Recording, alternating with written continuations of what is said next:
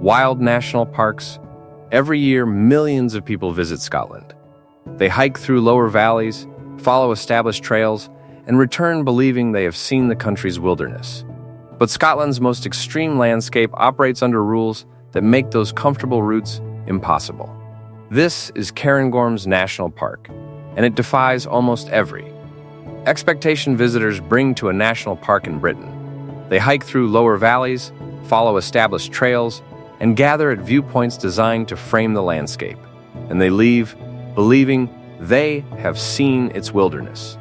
But Scotland's most extreme landscape is not where most people go. It is not defined by dramatic coastlines or roadside viewpoints. It is hidden in plain sight, a national park that looks accessible on a map, but behaves differently once you enter it. At 1,200 meters elevation, the Cairngorms Plateau sits above the protective layer of valleys that defines most of Britain's mountains. There are no enclosed corridors, no natural windbreaks, no shelter. What exists instead is an exposed platform where weather does not wait for conditions to improve.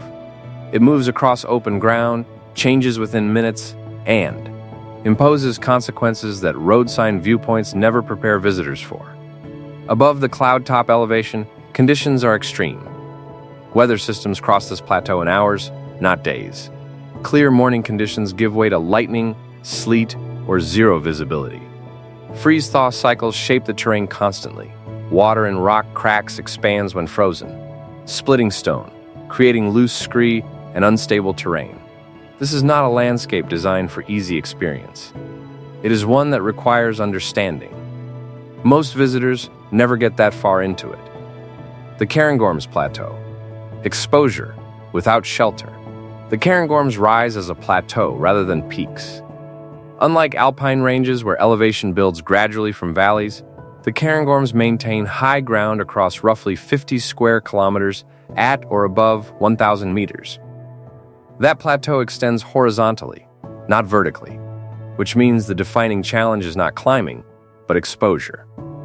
Wind accelerates across open ground without deceleration. Cloud base commonly drops to 500 meters above the plateau, erasing visibility and orientation within seconds. Temperature drops 6-7 degrees Celsius for every 1,000 meters of elevation gain, meaning exposed. Terrain at 1,200 minus can be 8 degrees colder than lower valleys in the same afternoon. Unlike alpine ranges where elevation builds gradually, the Cairngorms Plateau sits above the cloud layer. Most visitors remain in the lower forest zones where trails are marked and weather feels manageable. But at 1,200 meters, exposure is the defining condition. Weather systems cross this plateau in hours, not days. Clear morning conditions give way to cloud, wind, and rapid temperature shift by early afternoon. This is not gradual change. It is threshold change. Conditions move from manageable to survivable in the span of a single trail section. The plateau amplifies weather effects because there is nothing to slow them. No forest canopy. No ridge shelter. The exposed surface becomes the entire environment. Visibility can drop to meters. Wind speeds exceed those in more famous mountain ranges. The plateau becomes incomprehensible, featureless, hostile, disorienting. Freeze-thaw cycles shape the terrain constantly. Water in rock cracks expands when frozen, fracturing sandstone and granite into loose, scree fields. Erosion accelerates with each season. Trails become indistinct, not because they are new, but because the ground is actively reorganizing itself. Navigation becomes dependent on terrain reading rather than marked paths. Below the plateau, the forest system. Below 600 meters, the landscape transforms entirely. Remnants of the Caledonian pine forest cover sections of the lower park. These are the last significant stands of an ecosystem that once covered most of Scotland. Today, Cairngorms holds roughly 20% of Britain's remaining Caledonian forest. The canopy reduces wind exposure dramatically. The ground moisture increases. Movement becomes slower, more contained, less exposed. Remnants of the Caledonian pine forest, Scotland's native woodlands, create a buffer. Temperatures are warmer. Visibility is reliable. Trails are marked. This creates two distinct experiences. On the plateau, exposure defines everything. In the forest, protection and continuity dominate. This creates two distinct environments within the same park. On the plateau, open, windswept, weather-dominated, minimal shelter. In the forest, enclosed, buffered, species-rich, squirrels, pine martens, black grouse, vegetation structured. The plateau supports mountain hares and ptarmigan, species adapted to exposure and rapid seasonal change. The forest supports woodpeckers and crossbills, species requiring shelter and coniferous structure. A visitor could spend a morning on the plateau and an afternoon in forest and experience almost no visual overlap. On the plateau, open, windswept, exposed conditions where weather dominates. Below, forest protection, established trails, manageable access. The same national park contains two fundamentally different landscapes. Most visitors remain in the lower forest zones where trails are marked and weather feels manageable. The plateau, the defining feature of the park, remains largely unvisited because accessing it requires exiting the protection that first-time visitors unknowingly rely on. The park's main road corridor runs through lower valleys. Trails from these access points lead through managed forest, following watercourses and lochs. This is what most visitors experience: landscape that is beautiful but comprehensible. Beyond those boundaries lies the plateau interior, northern Cairngorms, the Breriac Massif, the high moorlands, where infrastructure stops and exposure begins. What visitors actually experience. The park's main road corridor runs through lower valleys. Trails from these access points extend 15 kilometers into moderate terrain where elevation gain stays below 600 meters. These routes are comfortable.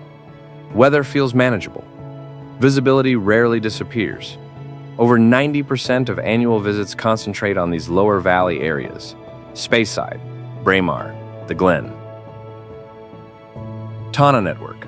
Beyond those boundaries lies the plateau interior, northern Cairngorms, the Breriac Massif, the Larigue Gru Pass, terrain that requires navigation experience, route finding ability, and response planning for rapid weather deterioration.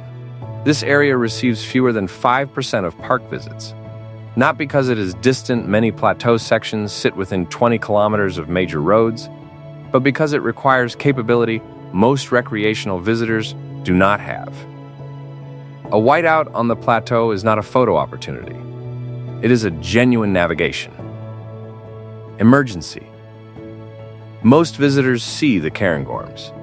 Almost none experience the condition that defines them: the exposure, the weather, the absence of safety infrastructure, because those conditions exist precisely where roads and marked trails do not reach.